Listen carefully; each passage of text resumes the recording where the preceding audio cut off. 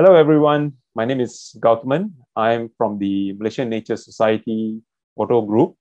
This is the Naturegrapher channel, which the Photo Group has started off as a new venture into YouTube to bring our audience and our members into a new journey. In this episode, we have Mr. Wong Yuen Chee, a fellow member from our Malaysian Nature Society Photo Group. He will be sharing his experiences, his journey in photography with us, and also images that he has taken along his way. Hello, Yuen Chee. Welcome to the Naturegrapher channel. Yeah, hello. Yeah, thank you for giving this rare opportunity. I'm really honored to share my knowledge and my journey in photography and my journey with MNS. For a start, actually, I joined MNS, I think in the early 90s, but I was an inactive member. How I joined was, I was actually jogging in Botanical Gardens, Penang. And MNS has a booth there, and they are doing a road show. So I was with my children at that time, they were very young. So we got interested, and then we went to the booth and talked to the members there, and we signed up. I only read the monthly newsletter that they send me. So I said, I never joined any activity with MNS Penang. When I shipped down to KL, so I was bored. I was alone there, nothing to do. So I joined, I was looking for MNS activity in Selangor. And they are a very active group of people. So I joined them with activities, and I remember that my first activity was actually with you, Gau, to Rantau Abang.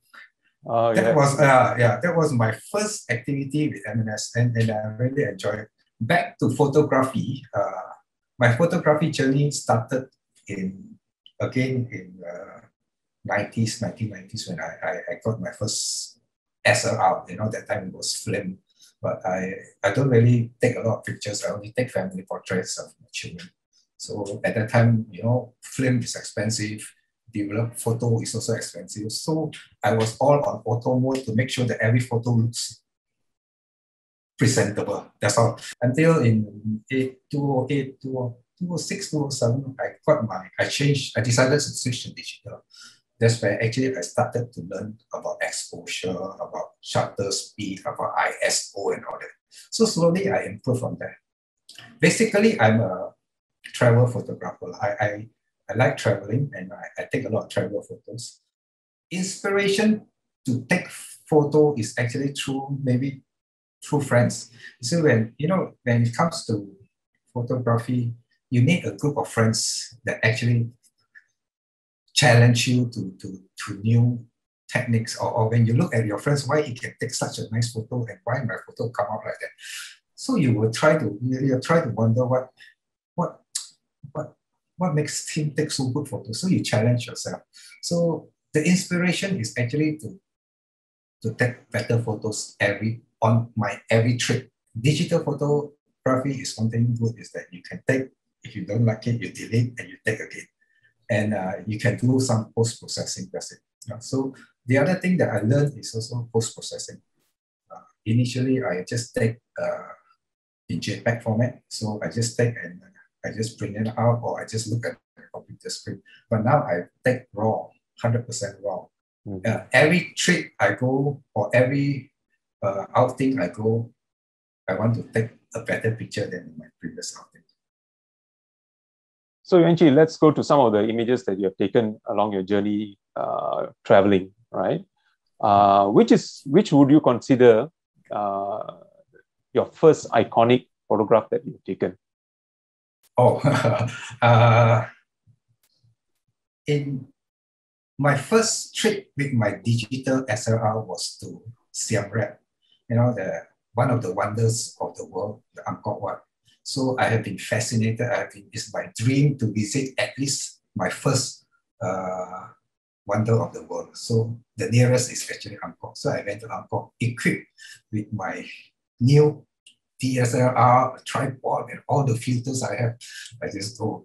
I read up a lot of magazines to see how to take Angkor from which angle to take. So I looked at everything, and again I went. So one of the iconic Angkor photo is the sunrise that comes up from the Angkor temple. So at 4 a.m., I asked my driver to come. I said, you pick me up. I want to take the sunrise. First day went there, raining. Waited until 6 a.m. The clouds, the whole sky is so sky. Oh, disappointed. Then my driver was good, and then he asked me, you want to go again tomorrow? I said, sure. Again, it was not nice. So that picture actually is supposed to be a sunrise, but you don't see any sun, you see clouds. The best I can do is to get the reflection of the Angkor on the pond itself. If possible, I would like to go again. You know, as photographer, every time you are not very happy with what you have taken. You say, I must go again, I must go again. People will think that you are actually crazy, but then you say, I must go again. That's the dilemma every photographer has to face when it comes to landscape photography. Especially landscape, you have to wait for the light to come out. No, so sometimes if you're lucky, you have good lights. If you're not lucky, then you have bad light. You have to make do with what you have. You cannot control the environment. So, which is the most memorable image that you have taken in your journey? This the so-called Everest Base Camp Trail. It was also my most memorable journey. To me, it was an achievement where it's really, really tough to go up. The scenery was fantastic. If you are a landscape photographer, then you will have a really, really good time. I actually took don't know how many thousands of shots come back. I like this picture because this part of the trail is actually towards the end, almost to Gau Nair. Gau Nair is the last station that we camp before we go up to the base camp. I was very tired already. Everybody was also very tired. The altitude is about 5,000 meters above sea level, freezing cold. So to take this kind of shot, my hand is actually shivering. I don't know how I took the shot, but I know my hands is already freezing. My advice is for people who actually want to go for this trail is actually just take one wide angle lens. That's it. don't like clever go and take zoom lens, take this lens, macro, everything. So I think I learned my lesson. So I brought like one zoom lens, one wide angle lens, and one macro just in case I want to take some nice flowers. And halfway through, I pass it out to my partner. I only have one wide angle to carry me up. That's all. I feel that it is my personal achievement to be up there. At the age of, at that time, I was like 54. So going to Everest base camp, and because of the air being so thin up there, what kind of preparation that you did? Actually, not much. I just went hiking in KL. That time I was already in KL.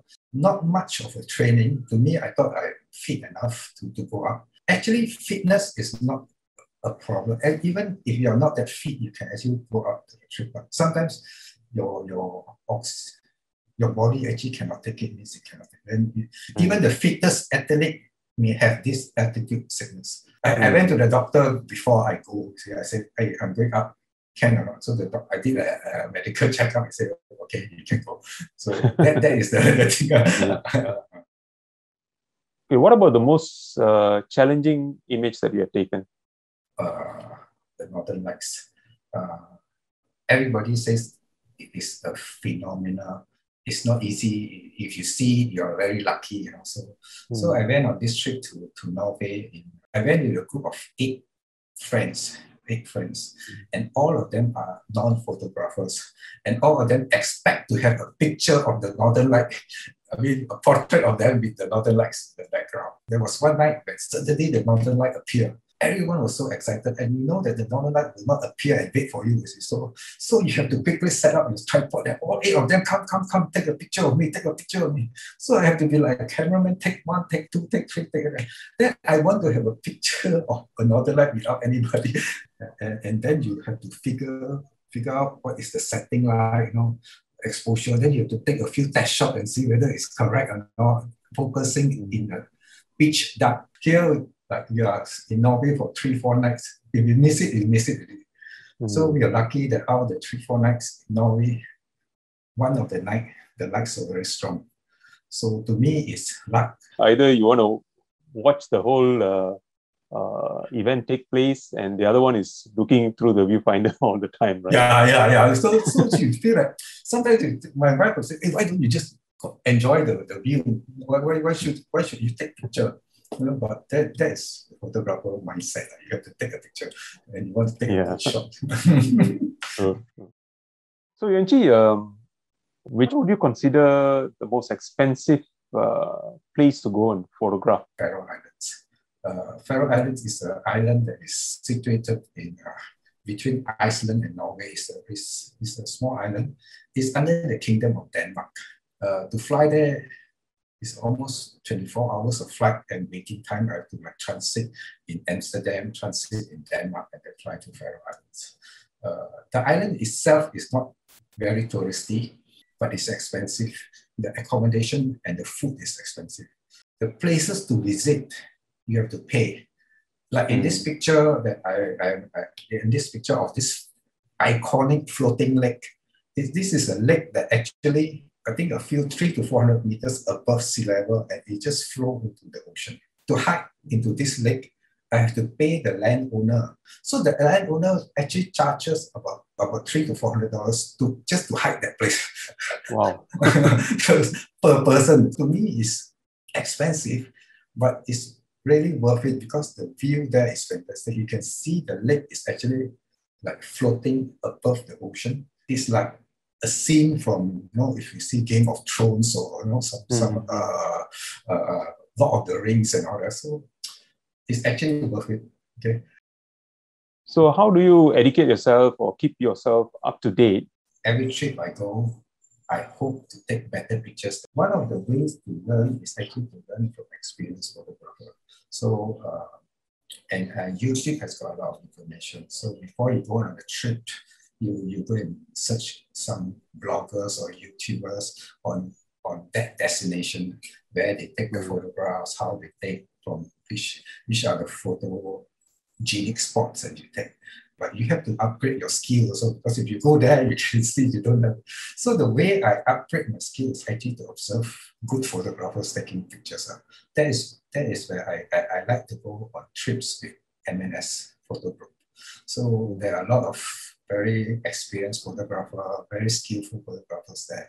To me, actually, photography is maybe 20% science, 80% art. So the science part is actually you have to learn about exposure and all the shutter speed, aperture and all that. So that's quite easy. The art part is where you have to, 80% art part is you have to be very creative. And creativity sometimes have to come from internal and also observing people. I think it's the most important aspect is be ready to make mistakes and learn from it. Yeah, and that practice. One of the things is that you have to keep on shooting, even in the same scene, you have to shoot many times, change the angle, change the thing, change the exposure. So you shoot many times, you will get one that is very good. Yeah. And what is the most difficult part of being a photographer, in your opinion? Is being with a non-photographer.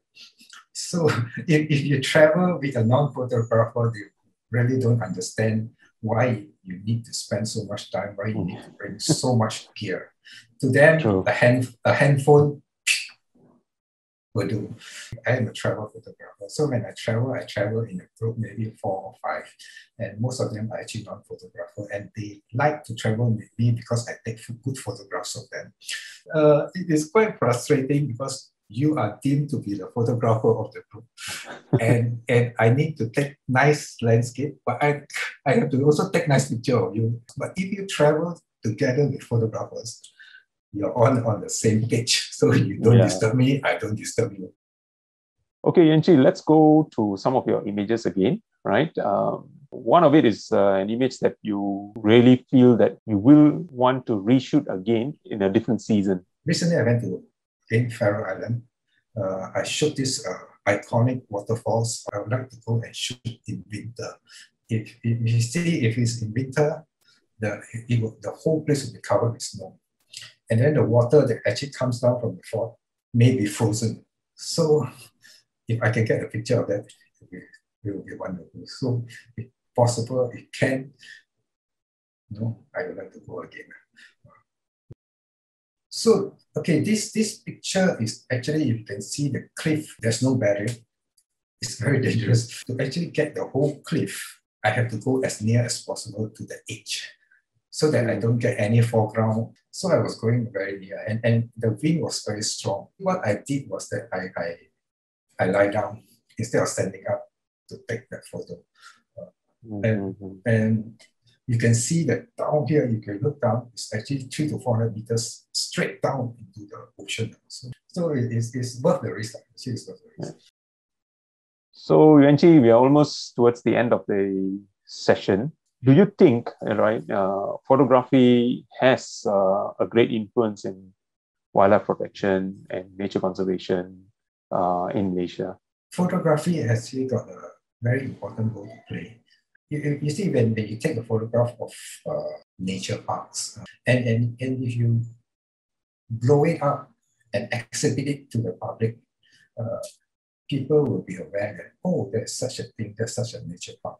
Or you take some erosion things that certain places that's badly eroded and all that, and then you exhibit it maybe in our social media group, then people will be aware that, oh, this is happening. On the other side, if you take pictures of nice flora and fauna, you go to the jungle, you take nice picture of flora and fauna, people will start to appreciate. Wow, so nice. Our country has got so nice flowers. Look, there are a lot of people that actually are not aware that some of our nature parks has got excellent flora and fauna that create awareness again. If you follow the photography group to all this nature park, bring them along, and then they will see how we take photographs, and then they may learn, and you will create some interest in them about nature and all that, especially the children. Maybe those primary school children, primary school children, I think they should start to be so-called brainwash them about nature rather than brainwash them with video games and all that. Yeah, true. If they cannot go to nature, you have to bring nature to them. Yes. So if you bring nature, if you look at this documentary like National Geography, Discovery Channel, where they have beautiful images, although it's video, but it's also photography. Sometimes they're beautiful pictures. So Yuen Chee, thanks for joining us in our Naturegrapher channel and helping us in getting your insight and also sharing your ideas and thoughts on your photographic journey, right? And I'm very sure that our viewers will take into consideration some of your ideas and your experiences as well. Thank you, MNS Naturegrapher. I hope what I've said is interesting. I hope that everyone stays safe. I really wish to contribute more if I can. You all can always reach out to me if you need anything. Thank you. Thank you very much. Okay. Bye.